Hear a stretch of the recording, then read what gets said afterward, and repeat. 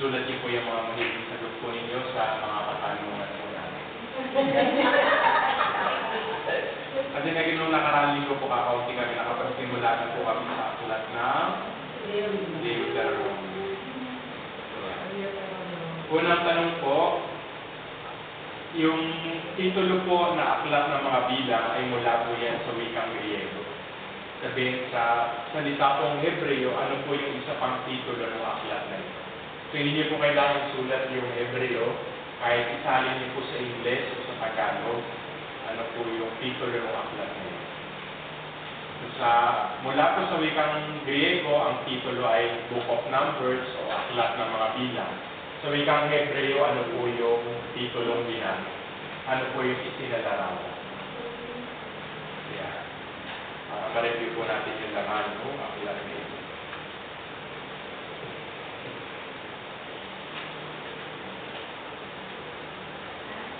Sa aklat kong ito, ano po ang mangyayari kina Aaron at Miriam? Ano po yung kalawa? Ano pong mangyayari sa kanila?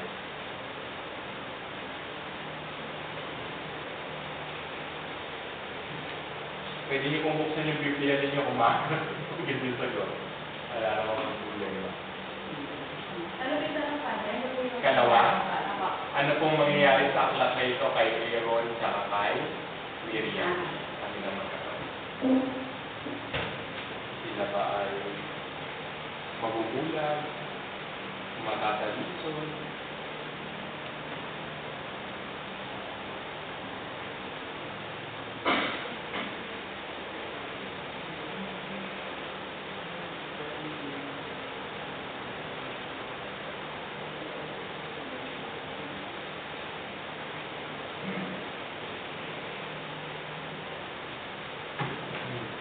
Katlo pong tanong, hindi matanong lang ako ito.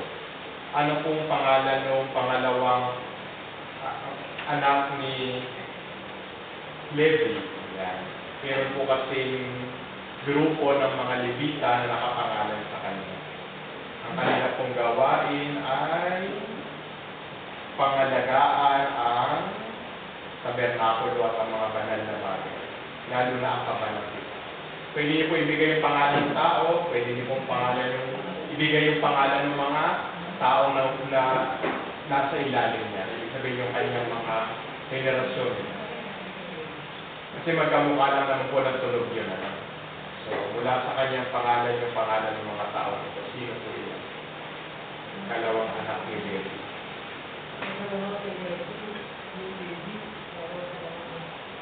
Meron po ako tayo sinulat na iba-ibang mga pangalan.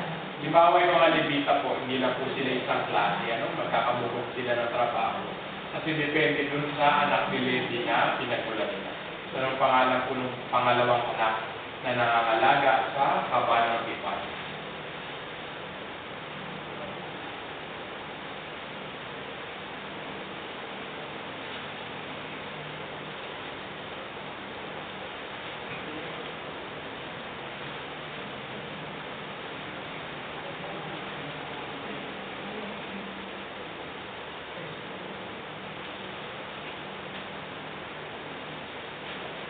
Ano naman po pangalan ng panganay na anak ni Levi?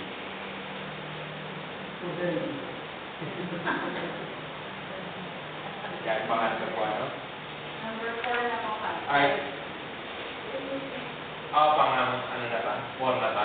Oo, kasi pangalawa yung kay Aaron. 5 na. Hindi po pang-apat pa lang. Apat pa lang. Yung ng pangalan. Pangalan. O yung mga tao na kabilang sa kanya dito. Trabaho naman po nila ay alagaan yung mga panakit sa tabernakulo. So yung mga kusina,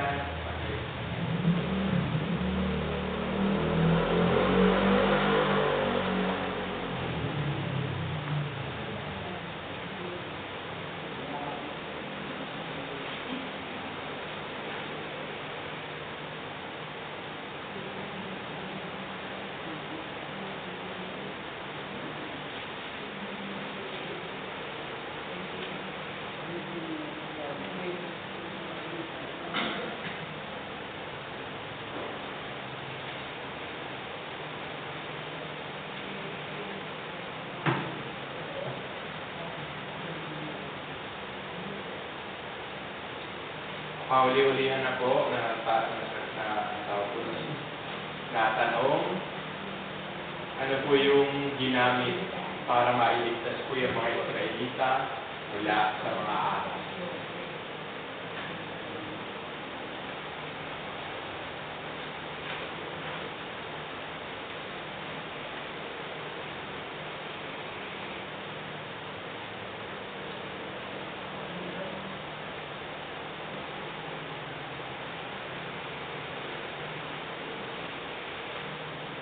Ginamit para maliligtas mga Israelita sa kamay ni Hindi po sa mga ahas, at sa mga sa mga serpiente.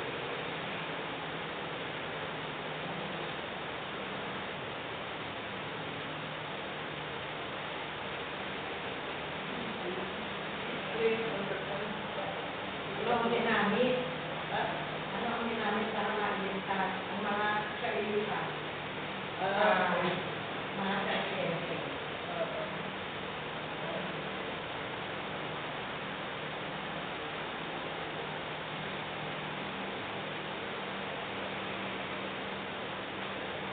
Okay, ito na po ba yung sagot?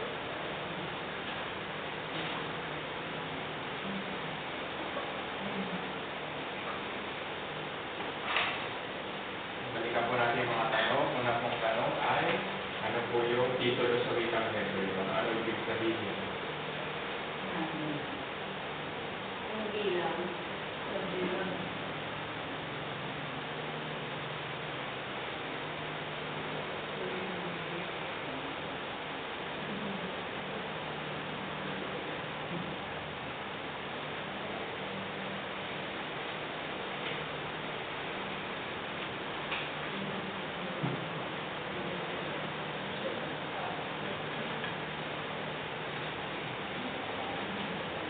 Ano po yung ikalawang tanong? Ano po yung mamamatay kay? Ano po mangyayari kay? Yung pangatlong tanong.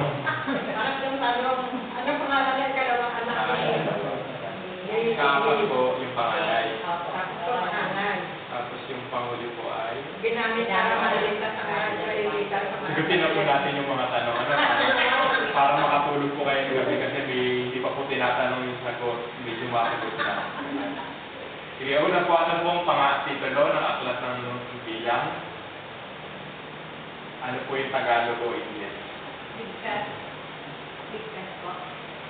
Hindi po, ano po. Ang sagot po ay sa bilang o sa disyerto. Kaya nakalimutan na ninyo. Di ba po? Kasi pag sinabi po natin aklat ng mga bilang, ito po ay galing na po sa wikang Griego. No? So yun yung typical na tawag natin. Sinabi natin book of numbers, ano maalala natin? Puro census, di ba? Puro bilang. Pero yun lang ba naman ng aklat na ito? Hindi.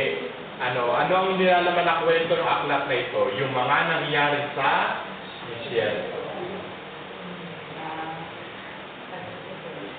Kaya, yan. Kapag tinignan po natin yung original na titulo sa wika Hebreo, doon natin makikita tungkol sa disyerto yung librong ito. Di ba kumbaga, kaya ako po ito ayaw ko makalimutan ninyo kasi pag naalala nyo to, alam nyo na kaagad kung ano yung laman ng libro na to. Kasi di ba, Exodo tungkol saan yun? Pagtawid mula Egypto patungong lupang pangako, no? So yun yun. O kapag ka sinabing aklat ng Levitico, ano naman nun? Puro mga bata sa pagsamba. Di ba madaling tanda ko nila man? Pag tinanong kayo aklat ng mga bilang, dalawa yung pwedeng sagot. Pwedeng aklat ng mga bilang kasi maraming mga census. Pero alam natin hindi lang yun ang laman, may laman yung mga kwento. So dito nakatala, ano yung mga nangyari sa mga Israelita nung sila ay nasa disyerto. Kaya huwag nyo kakalimutan kasi yan yung buod ng libro. Para pag tinanong kayo, hindi common yung sagot nyo kasi ito nasagot na typical na tao. Ba't baklat ng bilang yan? Eh, puro census po yan eh.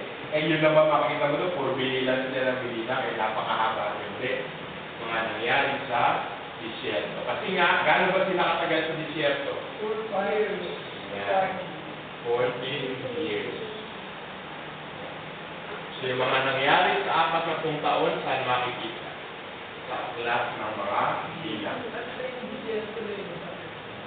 Ibig sabihin po ay hindi pangkaraniwan ay Walang pangalan.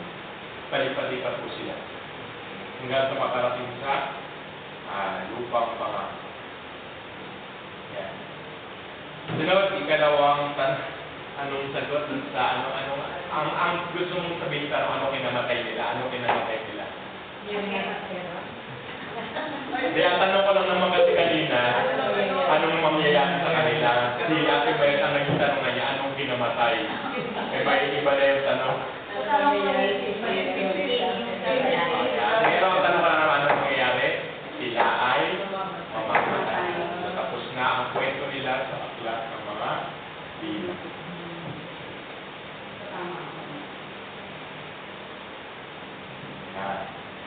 Sunod, ano po pangalan? Pangalawa. Nakakaalala ba? Hindi po eh. Ang pangalan po ay Kohat. Iba yung mga pangalan po ng mga anak.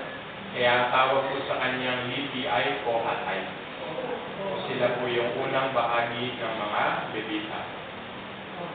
Sunod po, yung pangalan ng panganay ay Gershon. So, ang pangalan po ng kanyang lipi ay Gershonite. Ano lang naman po yun? Pantagay. Wala naman po yung complete eh.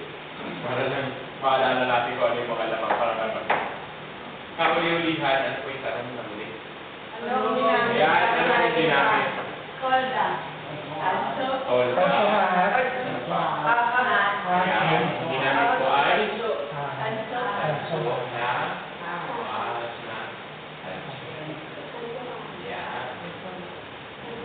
Bakit po mahalaga ito na huwag makalimutan? Sapagkat ito ay pagsasalarawan natin ng mangyayari sa ating Panginoong Jesucristo. Mula po dito sa aklat ng mga bilang, ito ay iugnay natin sa Ebanghelyo ni San Juan. Sa anong kabanata po? Chapter. Yung kakalimutan, kababasa lang po nito ng isang araw. Yan, sikat na sikat. Chapter 3, diba? Nasa bandang 14 yan. Yan. Karutong lang nung 16, diba?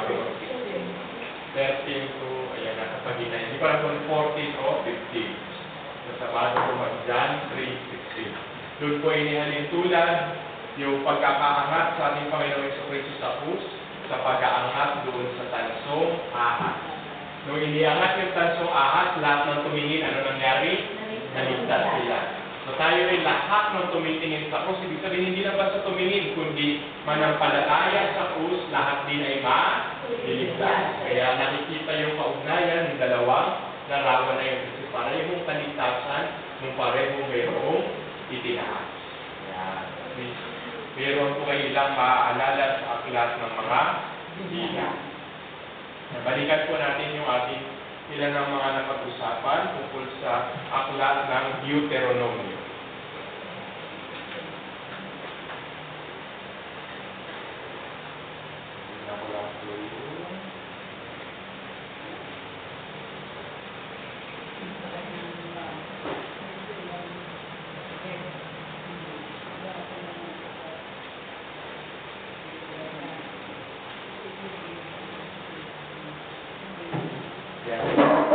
Ito po ay payak lang po yung pangalan ng aklat na ito.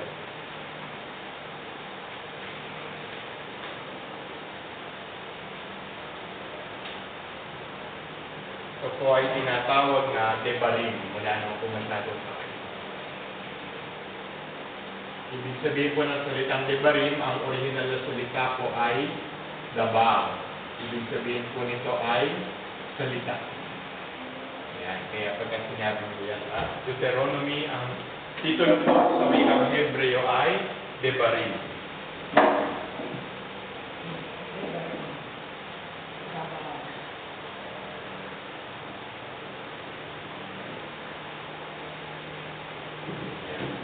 Tapos po, sa wikang Griego, yung salita po ay Deuteronomy na English ngayon, ano? So ito po yung dalawang salitang Griego. Sinabing Deutero, ibig sabihin ay another, no? Pagka sinabi po, Romeo. ayan, ito po, nomos, Bata. ibig sabihin po niyan ay loob, batas. Kaya panibagong batas. Pero hindi bagong batas ang ibibigay, kundi parang ito'y pagpapaalala, o pagpapalalim o pag-uulit sa mga Israelita ng mga batas ni Yahweh para sa kanila. Kaya Deuteronomy. So dito po, hindi naman mga bago na yung nakalagay. Pero hindi lang din po ito basta tungkol sa batas. Dito na rin magwawakas ang buhay ni yan, Moises. Ano? Palilimutan, Sa kahuli-hulihan, dito niya ibinigay yung kanyang pagpapala o blessing sa mga Israelita. Siyempre dito rin po hihirang. Dahil nahirang na po dun sa aklat ng mga bilang yung kanyang magiging kapalit. Pero siyempre dito natin makikita yun na talagang siya pinagkakatiwalaan. Sino po ba yung papalit kay Moises? Namatay na ho. Kaya si Joshua. Si Joshua. Yan. Kaya yung susunod na aklat, sa aklat ng Deuteronomio ay pinamagatang aklat ni Moses. Kasi doon na magsisimula ang kanyang paglilingkod sa bayang Israel. Ngayon po ay magsisimula na tayong magbasa at bahagya. Makita na natin ano po yung mga mahalagang nilalaman po nito. Kaya bigay ko lang po muna sa inyo yung mga titulo. Babasahin na lang po natin ay yung mga mahalagang bahagi. Ipakibuklat na po yun yung mga Biblia sa unang kabanata. Unang aklat ng Deuteronomy. Ay, hindi po tayo maligaw.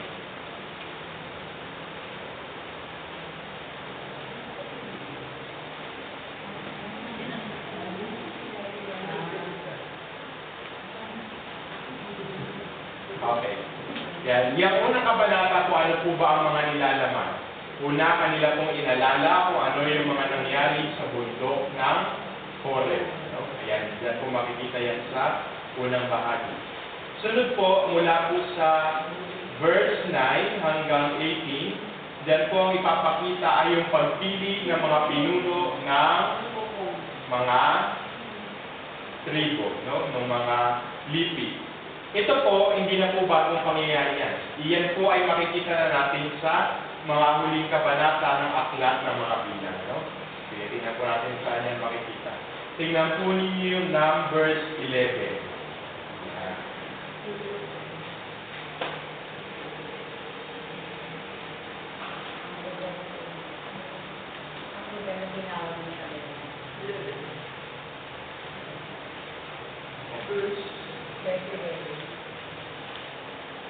Teka na po. Mali yung binigay na nila.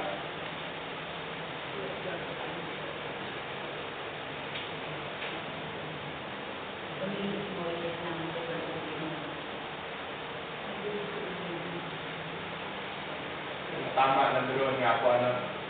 Yan, ano ba dahilan? Bakit po pumili si Moises na itong pong pinuno? Anong dahilan? Tingnan niyo po yung verse 10. 11 verse 10. Ano nangyari? So parang hindi na po kinakaya ni Moises na mag-isa.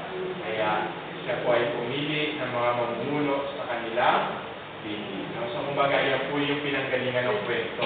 Yun ang dirito po sa aklat ng Deuteronomio, nandiyan po yung pinaka-buod na lang. Tapos, mula po sa ika-19 na talata hanggang 33, dyan po ay makikita po natin yung hindi pagpasok ng Israel sa lupang pangako natin. So yan nga po basahin natin, pakibasa po yung 19, sino po pwede magbasa, hanggang 23. Ano pa nangyari? Tulong nito sa inyong mga anak, pag-aralan ninyo ito sa inyong tahanan. Ay, sorry po, Deuteronomy 1 po, 19. Sorry po. Sinugo ang mga naisip. Bilang pagsunod sa utos ni Yahweh, nagpatuloy tayo ng pagdilakbay mula sa tunay. Inakot natin ang napakalawak at nakakatakot na ilang bago tayo nakarating sa kabulan ng mga Amoreo. At pinaratingan natin ng Kades Barnea. Sinabi ko sa inyo noon, narito na tayo sa kabululan ng mga Amoreo, sa lupain ibinibigay sa atin ni Yahweh na ating Diyos. Ang lupain ito inihanda na niya sa atin. Huwag na kayong mag-atubili at matakot man. Sakupin na ninyo agad yun tulad ng pinagdiin sa ating Diyos ng ating mga ninuno. Ngunit nilin ninyo na mapadala mo tayo ng mga espiya upang pag-aralan kung paano natin papasukin ang lugar na iyon. Sa tingin ko ay mabuti ang sinabi ninyo. Kaya pumili ako ng 12 kalalakihan. Isa sa bawat bibig. Pumunta sila sa kabulang iyon hanggang sa libis ng Eskol at doon ay nagsiyasa. Nang sila'y magbalik, nila silang mga prutas mula roon. Sinabi nilang maganda ang lupa ibigay sa ating Yahweh. Ngunit hindi kayo nagpunta, sa halip ay sinuway ninyo ang utos ni Yahweh. Hindi kayo nag-usap-usap sa inyong mga tolda. Ang sabi ninyo, marayong dahil sa ating si Yahweh. Kaya niya tayo ilabas sa Ehipto at pinaralito upang ipapatay sa mga Amoreo. Paano tayo makararating sa lupain iyon? Nakakatakot pa lang pumunta roon. Mas malalaki pala kaysa sa ating mga tao. Malalaki ang lungsod at mga pader ay agos sa langit. May mga higante pa roon. Ang sabi ko naman sa inyo, huwag kayong matakot sa kanila, sapagkat si Yahweh ang mangunguna sa inyo, at ipaglalaban niya kayong tulad ng nakita ninyong ginawa niya sa Ehipto at sa ilang. Dinala niya kayong ligtasan ng sa lugar na ito, tulad ng pagkalong ng isang ama sa kanyang anak. Sa kabila ng sinabi ko, hindi pa rin kayo nagtiwala sa kanya, ngayong siya ang nanguna sa inyo. Pinatungbayan niya kayo sa pamamagitan ng huling apoy, kung gabi at naging ulat ng araw. At itinuro sa inyo ang daraan ng Panginoong pagkakangkuhan. Ayan, Hindi ko rin po maintindihan bakit ayaw pumasok ng mga Israelita. Siguro marahil natatakot sila. Kaya sa kabila ng lahat na nangyari, hindi pa rin po ganoon kabuo yung tiwala ng Israel sa Diyos. Parang ayaw pa rin nilang sumugal. Sipin po ninyo, yung mga espiyang ipinadala nila, ano nangyari? Nakapag-uwi na ng mga prutas. At sila na yung nagsabing maganda yung lupa na ibinibigay sa atin ng Panginoon. Pero pumasok pa sila? Hindi. Natakot sila sa mga Amoreo. Bakit? Yung mga Amoreo, mga higante na tama ba? Sabi? Malalaki daw. Kaya natakot sila. Pagamat mayroon na binili ng Diyos na hindi sila pababayaan. Yan. Makita ninyo? Siguro magandang rin yun, paalala sa atin. Kasi tayo po mga tao, kahit mga tao may pananampalataya tayo, dumarating pa rin yung panahon, natatakot tayo pagka nasa sitwasyon na. Yan po yung magandang paalala sa atin, na huwag nating hayaang malaig ang takot sa ating pananampalataya sa Diyos. Kasi kapag nauna po yung takot, pati po yung pananampalataya natin ay mapaparalisa. Yan po yung nangyari sa mga Israelita. At hindi lang po natapos doon yun. Yan. Pinapuli niya. Pagkatapos po nun, yung nalalatipong mga talata yan, ano po ang nangyari? Sila po ay parurusahan dahil sa kanilang ginawang hindi pagsunod. Sige po, meron po ibang pwede magbasa. May pila lang naman po yung kasunod. Ang parang ni Yahweh ang sakit. Yan. Dahil ni Yahweh ang usapan niya. Siya ay nagaling. Dahil dito, sinumpaan niya. Saman sa Diyos ay hindi makakarating sa lupang aking isinangako sa inyo, mga ninuno. Maliban kay Caleb na anak ni Epone. Siya lamang ang nakakapasok doon. Ibibigay ko sa kanya ang kanyang magiging akan. Ang lupain maaabot niya kapag lulutas siya sumunod sa akin. Nagalit din sa akin si Yahweh dahil sa inyo. Sinabi niya, kahit 2 meses ay hindi makakapasok sa lupang iyon. Ang kanang Panginoon niyang Josue ang papasok doon. Palakasin mo ang kanyang loob sapagkat siya ang mangunguna sa Israel sa pagsakop nila sa lupain iyon. Sinabi rin niya, makakarating doon ang mga maliliit ninyong anak na hindi pa nakakaalam ng mabuti at masasama. Ang inyong mga anak na sinasabi ninyo mabibihag ng mga kaawa, ibibigay ko sa kanila ang lupain at tatapusin nila ngunit kayo babalik sa ilan papuntang dagat na pula. Yan, ano? Siya na po ang nangyari. Okay, pagkatapos po niyan ay magpapatuloy po sila dun sa kanilang paglalakbay sa ilang. No? Ito po, hindi natin babasahin yung bahagi na yun. Pero pagdating po dun sa 26, kahit po ganyan yung nangyari, no? Unti-unti na po makakaranas ng mga talumpay ang mga Israelita.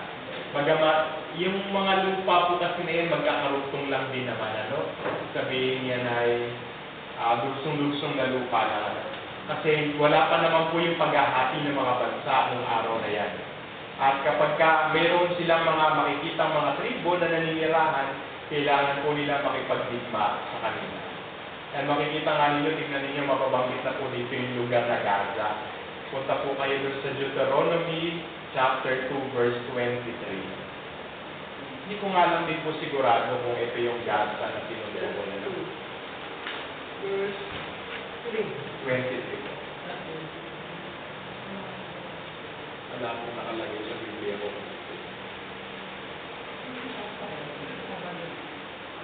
Ang mga taga-awin naman taga-ala, sinagot ng mga taga-pakasor at sila ang tumira.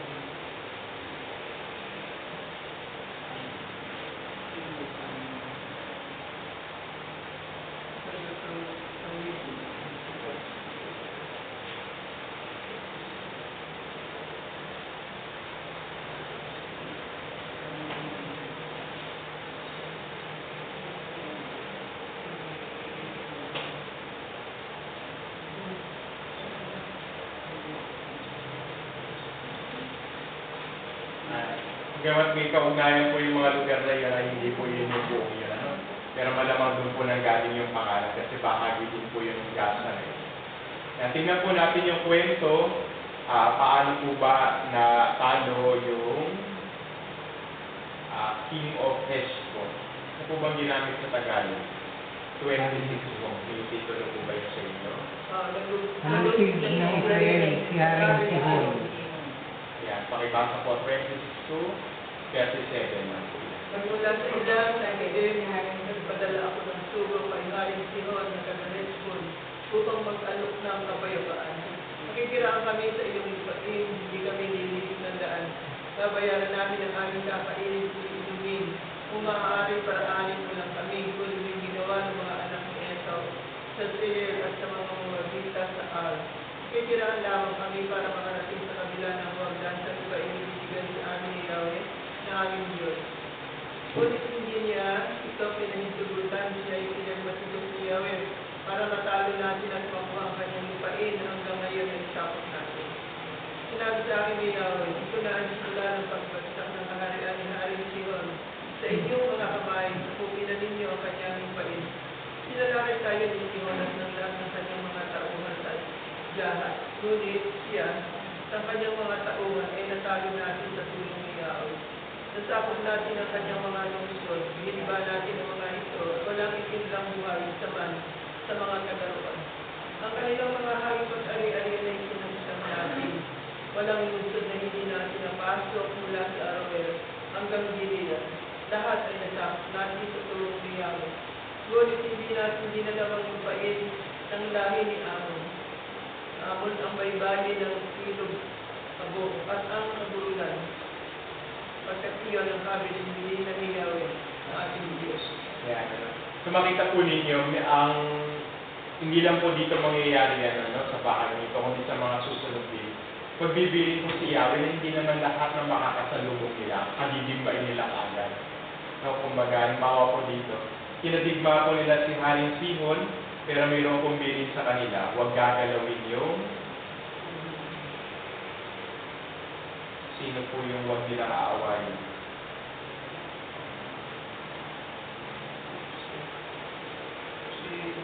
Yung mga anak po ni Amon, no? So, binilinan po sila ng Diyos na huwag gagalawin nyo. At sa mga susunod po kabanata, ganoon din po yung mangyayari. Pag hindi po sinabi ng Diyos na kaligmay nila yung tribo na yon, hindi po nila gagalawin. Pero pag sinabi ng Diyos na kalabanin nila, kahit gaano kayo posible, kailangan nilang kalabanin. So, parang sa salita natin ngayon ay choose your battle wisely. Hindi po lahat ng pakikipag-away ay dapat papatulan natin. At pagdating po sa ikatlong kabanata, siya, mayroon po ulit silang kabitigbain. Sino naman pong hari iyan? Anong spelling ng Tagalog? Haring Og. Og ang master. Yan, Og. Ang hari ng Bashan. Alam po ninyo, mahalaga itong laban na ito, pagkamat hindi pa ito ang agad-agad talaga nilang pagpasok sa lupang pangako. Pero lagi po nilang inaalala yung tagumpay na ito, no? Kaya, mahina kayong mapakinggan po natin yung kwento. Bakit po pa nila inaalala ito? Tagumpay nila kay Haring Og. Sino naman po ang pwede magbasa para sa atin? Patuloy tayo ng Bashan. Ngunit pagdating natin sa Edwin, sila'kin tayo iharapot ng Bashan. Sinabi sa akin niya, huwag kayo matapos sa kanya. Ang tatalo ninyo sila, tulungin sa gawa niyo kay Haring Simon, ng ito sa mga Amorea. Tutulong niyo natalo na ng kay Haring Og, ang buong Bashan. Para tayo sa nilang buhay, isa lang sa kanya. Ang tapos natin ang kanyang nilang nito sa ampon. Ang buong ay ay doon sa Bashan. Ang maraming maliit na nayan at ang malalaking nito ay napapalagbilan ng bago. Tulad ng ito, natin sino na ito, nagigit natin sila pa kasi mga kapagabinan sa mga bata. At nilalaman natin na ang mga hayop ay nila sila ng kanilang. Kasama natin noon sa pero kahit ng Amorea, ang napaili daw sa siya ang mga magdal, mula sa Ilesan hanggang sa Tulog ng Hermon. Sila sa mga taga-Tulog sa Tulog ng Hermon at sila naman sa Tulog ng mga Amorea. Nagtapos natin ang mga ito sa taas ng kapatagan, ang buong Giel, ang Bashan ng mga Salvat at Lay, ang pag-uusapan ni Haring Og. Kaya halos ang lamang na sila sa mga lupain, ang pagbawas niyang basura, at 4 na metro ang haba, na 2 metro ang laban. Ito ay nasinunsod ng laban, sa lupain ng Amon, maglalagay. Hindi po, gano'n na lang po muna. Yan. Please, kahit pa paano ay napakinggan po ninyo yung dalawang labanan na po ito. Sino po yung nauna kanina? Si Haring Sihon. At ano pong pangalan ng mga tao ni Haring Sihon? Yung mga Amoreo. Saan po sa nakatira? Ano pong pangalan? Ayan. Ano po? Heshbon po sa mga.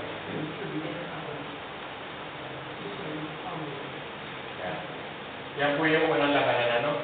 Kasi ito po'y lumalabas sa mga salmo at sa panalangin ng mga Israelita, no? Kasi inaalala nila ito. Ito sa mga unang pakikiligma nila habang papalapit sila sa lupang pangako. Ano po yung ikalawa? Si Haring Og. Siya po ay taga Bash. So yan po yung kanilang dalawang maliliit na tagumpay. Hindi pa po agad-agad na malaki dahil hindi pa naman sila taasang nakapasok sa lupang pangako. Ano? Pero ito po yung malaking para bang pag-i-ensayo na nila. Siyempre hindi naman sila basta-basta mga nakikipagdigma. Saan magaling sa mga Israelita? Saan? Sa Egypto, ano sila doon? Alipin. Hindi naman sila mga kawan. Kaya malaking bagay nito na sila ay mayroong mga nadadalig at natatalo. Mga Amoreo, saka si Haring Og sa Bashan. Sa sakong pila yung mga kaya mayroong mga Israelita na doon na ipinalagi. Pero pagkatapos po ng labanan na yan, pagdating po doon sa 23 to 29, yan, makikita po ni Moises ang Kanaan, ano? O yung talagang pinakalupang pangako mula sa Pisga. Yan, may kliki lang po ito, nangyari kung mayroong magbasa. Mula 23 hanggang 29 lang po. Nakiusap ako noon kay Yahweh. Ang sabi ko, Panginoon Yahweh, pinasimulan mo na ipakita sa akin ang mga makapangyarihan. Sinumira sa langit at sa lupa ang makagagawa ng iyong ginagawa. Hinihiling ko sa iyo, patawirin mo ako sa ibayo ng Jordan upang makita ko ang maganda at mas saganang lupain iyo, kaburulan at ang bundok, Lebanon. Ngunit hindi niya ako pinakinggan sapagkat nagalit na siya sa akin. Umibig ka na, huwag mo nang banggitin. Huwag mo nang mababanggit sa akin ang bagay na ito. Umakyat ka na lang sa tuktok ng pistan at tanawin mo ang paligid sapagkat hindi ka makakapagod ng Lord. Turo mo kay Jose ang dapat niyang gawin at palakasin mo ang kanyang loob sapagkat siya ang mangunguna sa Israel at tapos talupanin matatanaw at mananatili tayo sa libing na nasa kakat ng Ayan. So ito po ay makikita rin po sa aklat ng mga bilang. Yan. Chapter 27, 12 to 14. Dahil kagaya po na nasabi ko nung nakaraang linggo, ito pong unang bahagi na aklat ng Deuteronomio, kaya nililis ko po kayo na kung makikita. Ito po yung pag-uulit lang ng ilang mga bahagi dun po sa aklat ng mga bilang sa bandang dulo. Iba kanina binalikan din natin, ano? Bakit yung pagpili ni Moises ng mga matatanda ng bayan, ano? Para manguna sa Israel. Nanduro na rin po yan sa aklat ng mga bilang. So ito po na nangyari na pagpapasa kay Josue. Tama po ba nabanggit yung diba sa 28? Papasa po kay Josue yung kapangyarihan.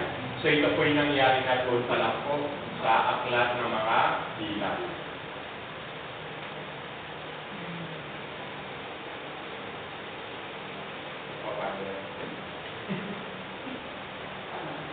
Pagdating po sa ika-4 na kabanata, ay sasariwain po ng Israel yung kanilang pagiging masunurin sa Diyos. Ano? Yung paglipad-tipad ni Yahweh sa kanila.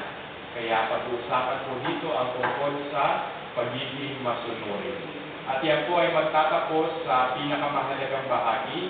Doon, kumbaga ito po ay parang paunang paliwanag doon sa lalamanin ng ika-5 kabanata. Ano? Kaya ano po ba yung nilalaman ng ika-5 kabanata ng aklat ng Deuteronomio? Hindi nga, silipin po ninyo, huwag kayong magugulat. Ano ang laman? Yan, ang 10 utos ng Diyos. Bukod po dyan, saan ba natin nakita yung 10 utos ng Diyos?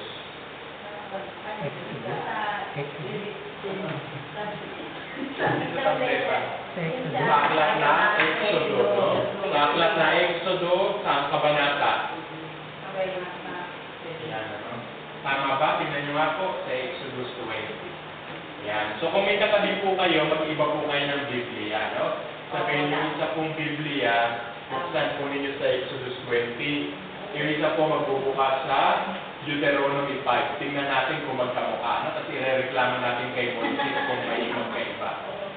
Yan. At least alam po ninyo, hindi lang isang beses inilagay sa Biblia yung 10 utos.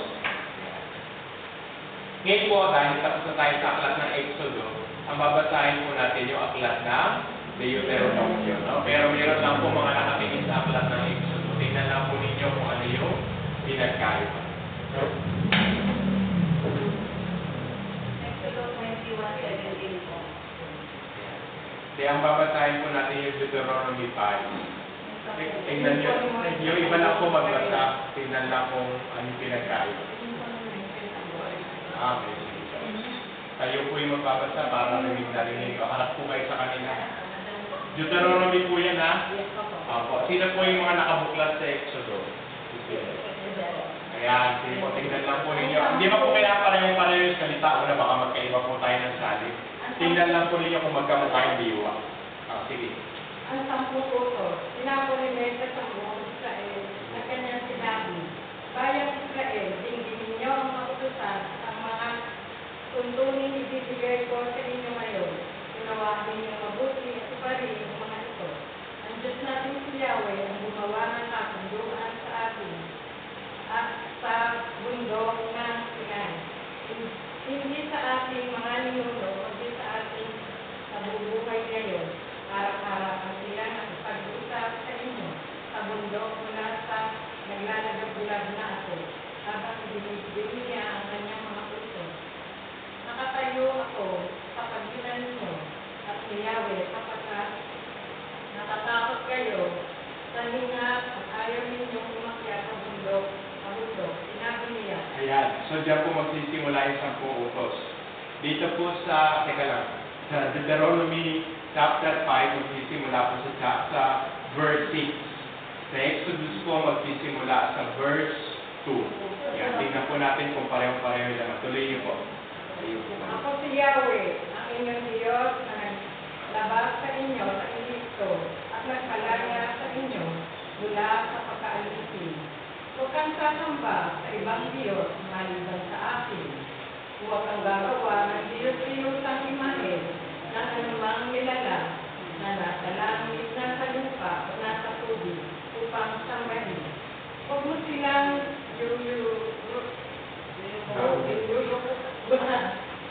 at isasambahin sapagkat ako si Yahweh, ang inyong Diyos, ay makanipugbuing Diyos. Ang kasalanan ng mga magulang ay sinisihin ko sa kanilang mga anak hanggang ikatlo o ikaapat na taon lang.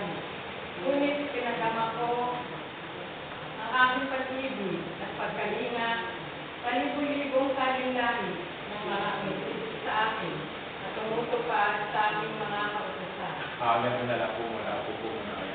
Yung po yung kabuuan ng unang utos, ano? Mahaba-haba, ano? Pero karaniwan sinasabi lang po, huwag kang magkakaroon ng ibang Diyos liban sa amin. Ano? Pero yung po kahaba yung utos. Nagkaiba po ba? Hindi po. Magkamukha po, ano? Talagang parehong-pareho ang laman. Parang nagkopyahan. Ayan. Pero ibig sabihin yan talaga yung kinakabisan nilang mga letra, no? Kaya magkamukha yung pagkakalagay, hindi na yun. Then kung tao naman po, pwede magbasa ng ikalawa para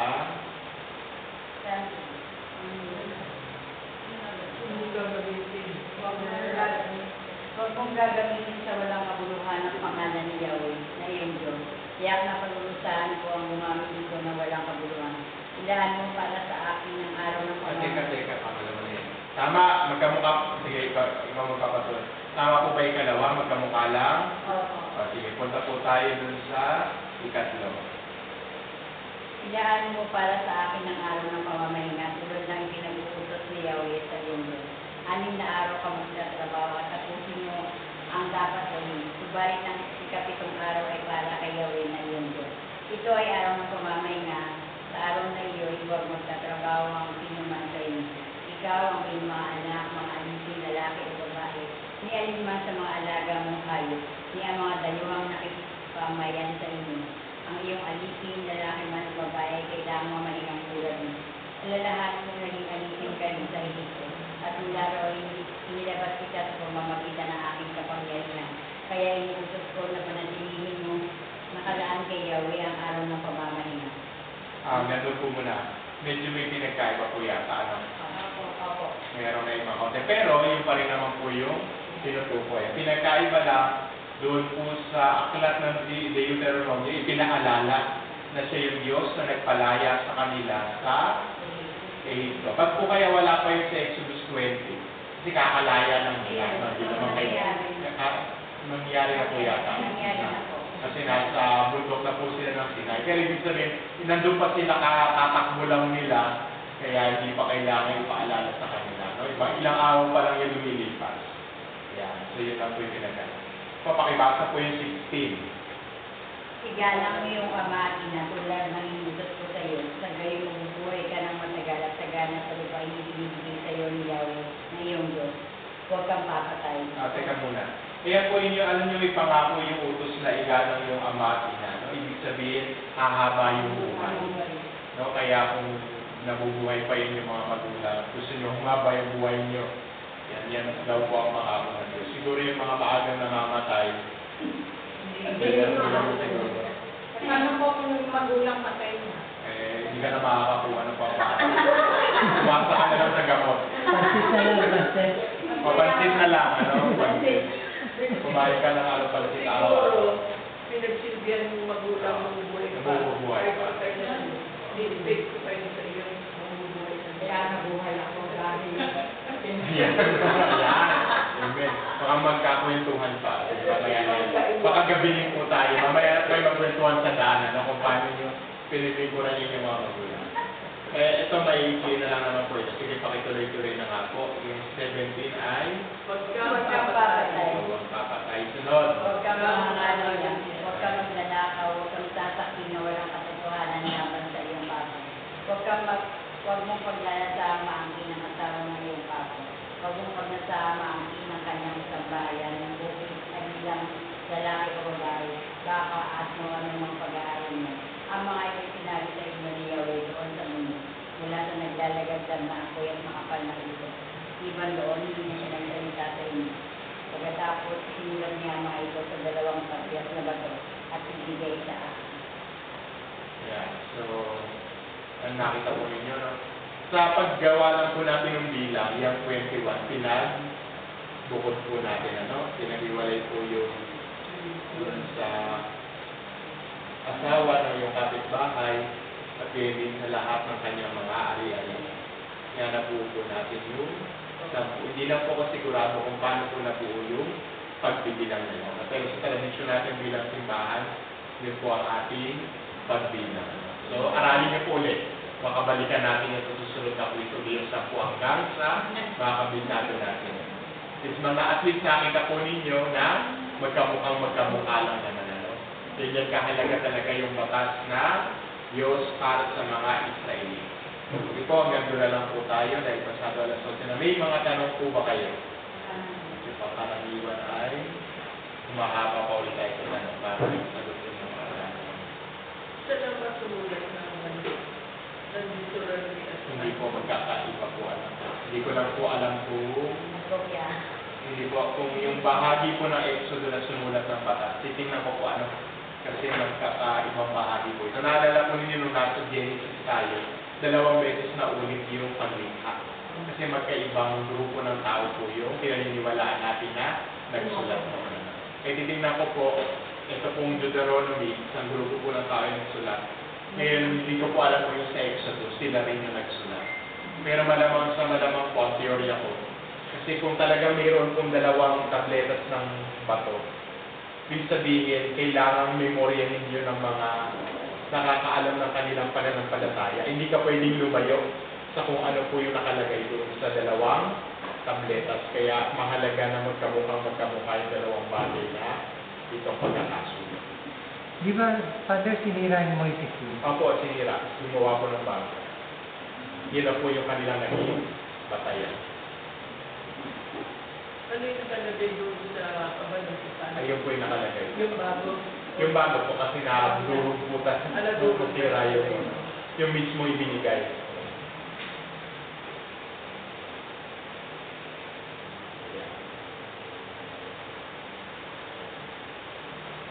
May tanong po kayo?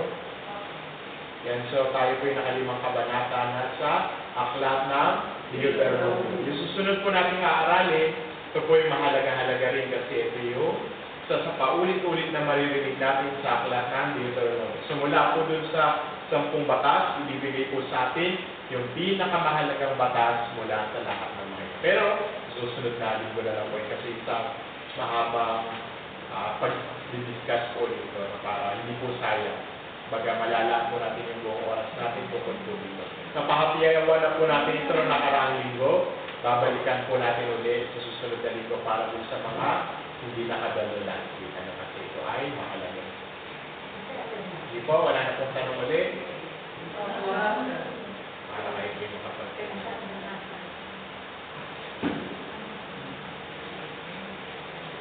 So, ang pagluluksa po natin para kay Papa Francisco ay hanggang sa araw po ng linggo. So, talagang mayroon pong nakatakda na pagitan araw mula sa kanyang kamatayan, libing, saka pala po magsisimula yung siyang na araw na pagluluksa. Para makahinga-hinga naman po tayo ng kaunti, bagamat excited na po siguro ito sa inyo, malaman po sino yung bago siya sa Papa. Pero para naman may pagluksa pa rin natin yung namatay, hindi naman yung pagkalibing sa kanyang pagkatsyon, papalitan na kaagad natin ng bago, no? So ilang araw muna tayo nanalangin para sa kanya, kilalanin po yung kanyang mga mabuting nagawa para sa simbahan, saka po tayo tutuon ng pansin sa paghahanda para sa pagdating ng panibagong pinuno ng ating simbahan. Ano ba yung iniwan daw sulat ni after 33 days pa sa kabuluksan? Ay, hindi ko po alam, baka conspiracy lang, hindi ko po alam. Hindi ko po pamilya. Hindi ko po nakita ito sa dami ng mga balita. Minsan po kasi sa video po ba nagaling o sa medyo po pagka video po, marami pong gumagawa ng invento. Kaya hindi ko rin po makumpirma, hindi ko rin po mapasubali kasi pwede totoo rin. Pero ang pinaka katotohanan po na makukuha natin ay kapag nanggaling po mismo sa mga balita mula sa Vatican. Kaya kung hindi po Vatican yung tinatawag kong EWTO. At least kapag isa po dun sa dalawa na yun, o kaya isa pa po Catholic News Agency. Pag isa po dun sa tatlo na yun, more or less, totoo po yung balita na yun. Napapanood. Pero kung sa video po, alangan po tayo kasi ang dahil po kahit sinong pwedeng gumawa ng kwento. Kaya hindi ko po alam ito. Totoo ba yung informasyon na hindi masyadong magkakakitaan yung mga kardinal? Totoo po yun, hindi po sila magkakakilala kasi sila naman po yung nagkikita lamang kapag mayroon po okasyon sa Roma minsan sa isang taon. Hindi pa po sila lahat nagpupunta. Hindi naman po talaga obligado. So, Kaya para kung may advantage yung laging kasama ng Papa. totoo po yun, may lagi advantage kasi sila po yung sikat. Lahat. Kilala. Pero hindi rin po natin masabi, kasi ang nangyayari po, kaya makikita niyo po sa balita, araw-araw sila nagpupulong, kasi bawat isa po sila may pagkakataon ng salita sa harap ng kapwa nila kanila. Ngayon, yung mga sinasabi po sa atin sa balita na para bang mga kandidato na sikat, yan po ay sikat sa pananaw ng media. So, ibig sabihin, sila lang po nagsabi na sikat yan. Hindi naman po sasabihin ng mga kardinal na ito ibuboto namin dahil bawat na bawat po sa ulo. Dahil sila po ay kagaya sa opisal, may ekskomunikado kapag inila isinuwalat nila yung mga bagay na mangyayari doon. Kaya wala po magsasalita sa kanila. Kaya lahat po ng yan ay mga hula lamang ng media. Sino ba yung matunog ang pangalan? Kasi kilala po dahil may malaki pong posisyon na ginagampanan sa simbahan. Pero bawat isa po sa kanila, may panahon na magsalita sa araw-araw nilang pagpupulong kung anong klaseng santo ba yung dapat nila ipulong. So, sa pamamagitan po ng pagsasalitang yun, doon po nila makikilala isa't isa. Siyempre, isusulat lang po nila yung pangalan nila. Kung magkapare-pareho po sila, na magandahan doon sa sasabihin ng isa doon, na hindi naman masyadong sikat sa media, hindi na nila malalaman. So, maaaring yun po yung manalo sa mapa na hindi na natin malalaman lang natin sa mismo. Kaya, misteryo po talaga, kung sino. So, pwede rin ang mga mapili nila, isang taong sikat na talaga na sinasabi ng media. Pero hindi natin sigurado hanggang hindi ko nangyayari. Kasi ano masasabi ko dun sa ni Saint Malacay? Hindi ko po ito kaya confirmahin, hindi ko rin po kaya pasubalian, kasi mayroong mga detalye. Pero, hindi ko rin po alam kung ano yung intensyon ng mga nagpapakalat po ito. Hindi po mangyari po, hindi mangyari yung pag-hukom. Pero kung hindi. Basta ang mahalaga, ang gagawa dapat po natin gawin ay lagi ihanda ang sarili para sa kamatayan o kaya sa pag-hukom ng Panginoon. Sinasabi niya po kasi propesiya ay mayroon daw pong hula na huling sa tupatan na po yung susunod. Tingnan po natin. Hindi mainam po para magwakas na po paghihirap natin sa mundo. Handa na po ba kayo pumunta langit? Hindi naman po natin sigurado. Ano yung isang hula na nagkatugma-tugma. Hindi ko rin po alam kung mangyayari talaga. Wala po yun. Yun po ay isang propesiya. Sinasabi po nila na naisulat ko na matagal na panahon.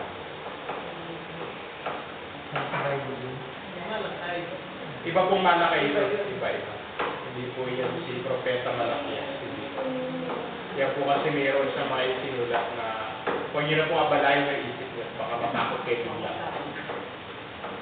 Father, yung bang St. Athanasius at saka St. Anastasius, pareho rin. Iba po si Athanasius. Kasi natin sa Derry kasi isang pari sabi niya, San Anastasio. Sino ba isa? Athanasius po. Athanasius. Baka nabulog na. Father, yung mga hula doon, Father Theo. Na-aware kayo doon?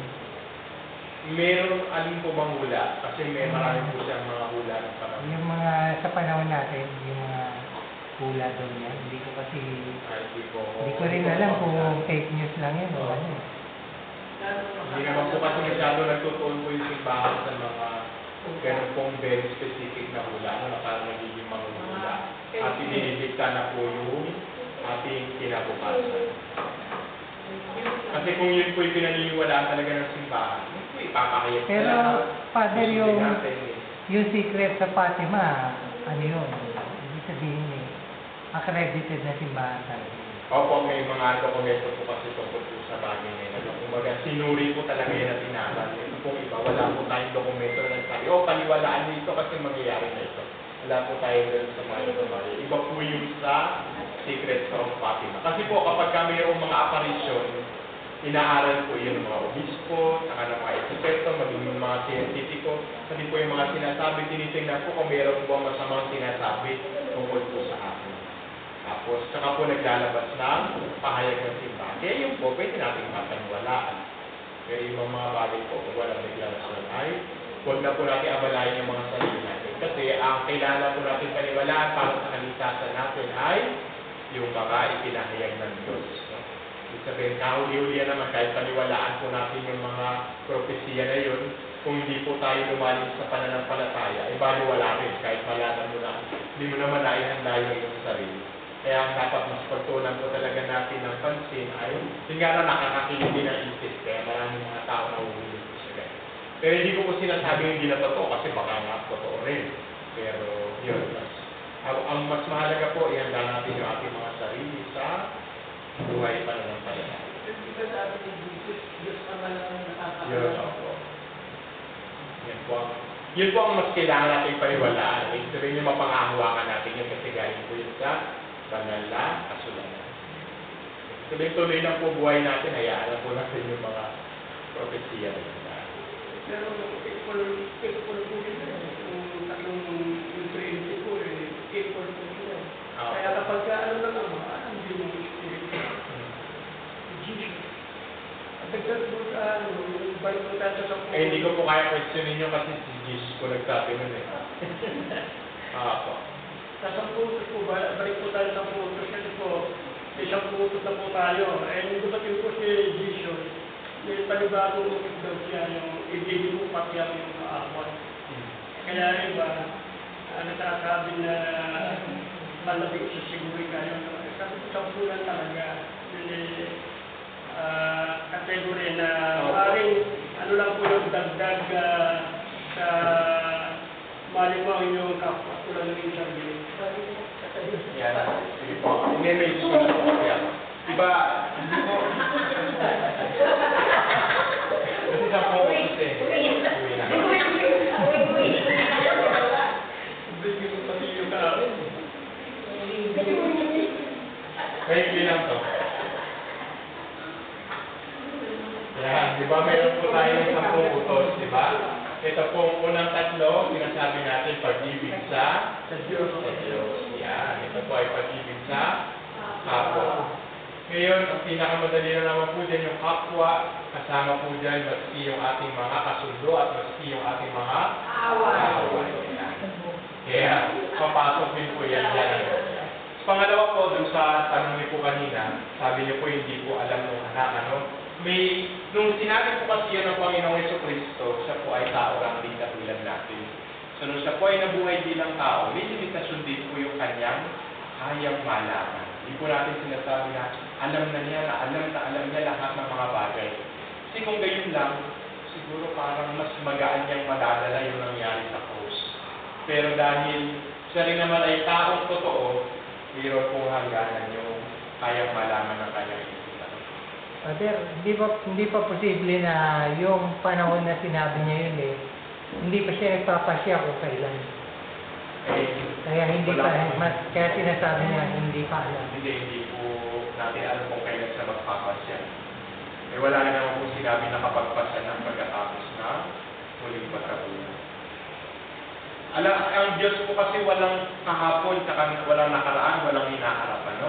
Diba ang oras niya po ay laging pagkasalukuyan. Kaya wala po siyang hindi pa napagdesisyonan, ano? Lahat ng bagay, lahat ng plano ng Diyos ay magkakaroon ng pag-anapan. Sa ating oras lang po yung naiiba. Sa 10 utos, parang yung ibigin ng iyong magulang, yun lang yung may pangako. Opo, sabi nga po nila yan. Yun lang yung isang may pangako. Hindi magkakaroon ng Buhay. Delay, wala naman. pagkalat kung kayo pag may pangako. Pero hindi ko rin po alam kung sa lahat po ng sumunod sa magulang ay gano'n ang nangyayari. Kasi baka may makaksininte. Kaya Meron ba itong pangako, i-release niya sa ilang sa Beatitudes na po yun. Yun po ang maraming pangako na pagka sabi. Yan, huli tawag po sa tanong bago tayo uwi. Baka ikaanap na po iba. Di ba, masitayo po lahat, manalangin sa Papa Francisco sa araw ng Ama, ng Anak, ng Espiritu Santo, Panginoong Maria.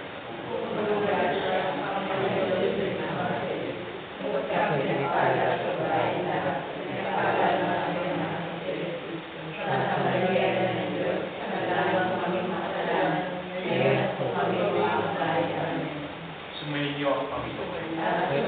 Palayan kayo ng makapangyarihan Diyos Ama, Anak at Espiritu Santo. Amen.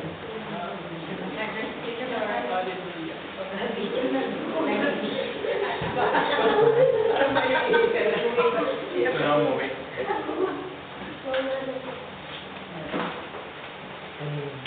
Pinabasa kaya natin si Pati.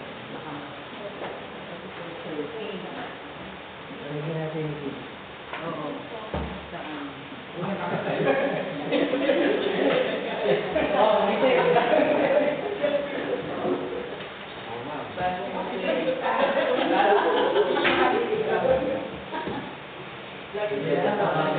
Bagay na ito kumain ano eh.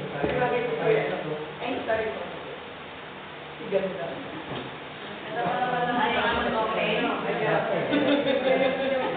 Ganda pa naman ang pagkakasit ng pantalon mo.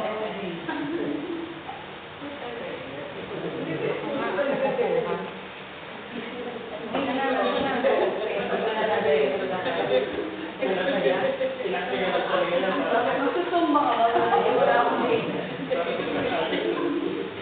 Mga bagay na. Mabagal dito eh. Bakit na alam yan? Dito tayo. Dito na.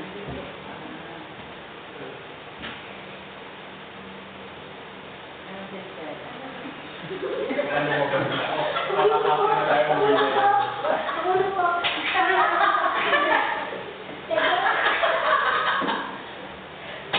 Marunong eh, ano? Ang labo na. Parang bird yung harapan. Paki-punasan mo muna. Kasi hindi pa ako sa nung tumawa.